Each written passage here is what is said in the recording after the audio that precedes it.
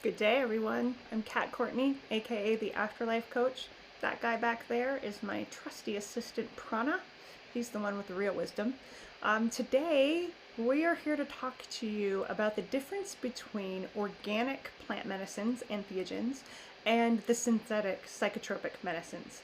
The pros and cons of working with each, and just from my personal shamanic perspective, how to work with each and why to work with each.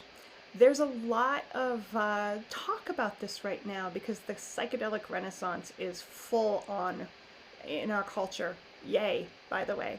It's a wonderful problem to have that we are having these sorts of dialogues around the difference between organic and synthetic medicines and where each of them belong in the whole journey of expanding our consciousness and healing as a tribe. So for the record, even though my allegiance and my deep reverence is to the organic plant medicines, basically, I deeply respect and admire the synthetic medicines too. I think there's a place for all of them at the party, if the party is defined as our journey of expanding consciousness and finding deep healing. So although I personally only work with organic medicines like ayahuasca, wachuma, rapé, kambo, etc., I have had much experience, and much of it extremely pleasant, with medicines like LSD, MDMA, ketamine. They all have a place in this journey that we're on. The fundamental difference, however, is essentially around the consciousness of the substance. So when you work with a plant, there is a very present conscious being that is helping to guide that experience. In the words of ayahuasca, when we work with, say, something like DMT, which is chemically extracted from the ayahuasca brew, actually not so much from the ayahuasca brew, typically from mimosa, which is a plant that has a high concentration of DMT. But when we extract it chemically, we are no longer working with the consciousness of the plant. We are now working with a chemical. I'm not saying that's bad, but it's just good to be aware that it's kind of like, ayahuasca's words are, flying an airplane without a pilot. So you have to be aware that there isn't a tour guide. There isn't someone protecting you, a being that's guiding the process the way it is when you work with a plant being. And so again, this is just information to be aware of, that if you dive in with something like MDMA, ketamine, LSD, synthetic psilocybin, etc., there's a higher degree, as far as I'm concerned, of a necessity for creating a safe container of feeling protected. That's important no matter what. It's way more important when we work with synthetics because it isn't given by the consciousness of the plant. It's not there. A personal example that I used to be really into the rave scene. I loved going dancing and working with MDMA to open my heart and create this meditative space and dance all night. In the beginning, back in the 90s, so I'm dating myself, there was an innocence about that scene, and the purity of the medicine that we got was, it was palpable. And so I didn't have to really worry about where it came from because it was always quite beautiful. But then as the scene grew and money opportunities grew, some nefarious beings started being responsible for creating the MDMA that we worked with. Basically, organized crime took over in many respects, and the vibration of that medicine, even the chemical structure of it, started getting dirtier and dirtier. And so what was once a really fun, sort of innocent experience became quite dicey and dangerous.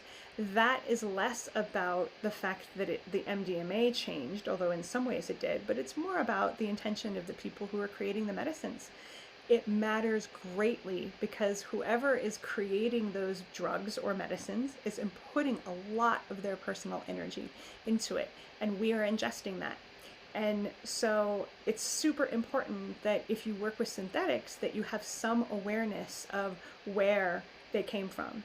Like if you work with ketamine in a clinical setting, you can trust that it was created with the intention for healing, but clinical settings feel safe to some people and not to others. So it's a really, in the journey of deciding what plants or synthetics that you're working with, you really want to think about, what is your intention? What is your goal with this? And where do you feel safest? Do you feel safest working with the consciousness of a plant in a ceremonial kind of setting, in a shamanic way? Or do you feel safer going to a doctor to administer this sort of thing in a clinical kind of hospital setting? There is no wrong answer. But all these different paths are available, thank goodness, becoming more available to us as the psychedelic renaissance continues. But the last piece to share is, if you choose to work with plants in particular, please bring a ton of humility and reverence and understand that these beings are ancient, unbelievably powerful, and they are sentient beings that we are creating a relationship with. They deserve our respect. In some ways, they're safer to work with because of that. In some ways, they're more complicated. Because if we don't come to them with reverence, if we don't come to them with the desire to learn about them, there is all kinds of things that get reflected as a result of that. Not punishment, just information. The synthetics, because they don't have that same consciousness, don't require the same reverence. They do in the fact that they're powerful and equally powerful in some ways, but they aren't sentient beings that require that kind of recognition from us.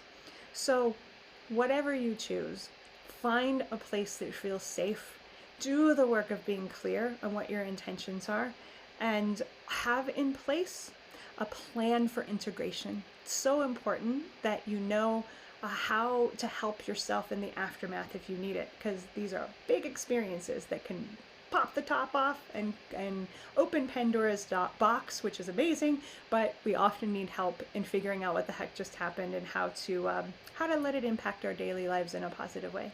So thank you for listening. I welcome your comments. Go ahead and share any of your thoughts below. If you agree or disagree, it's all welcome. And again, my name is Kat Courtney. I am the Afterlife Coach, and I hope you all journey well. Much, much love. Thank you.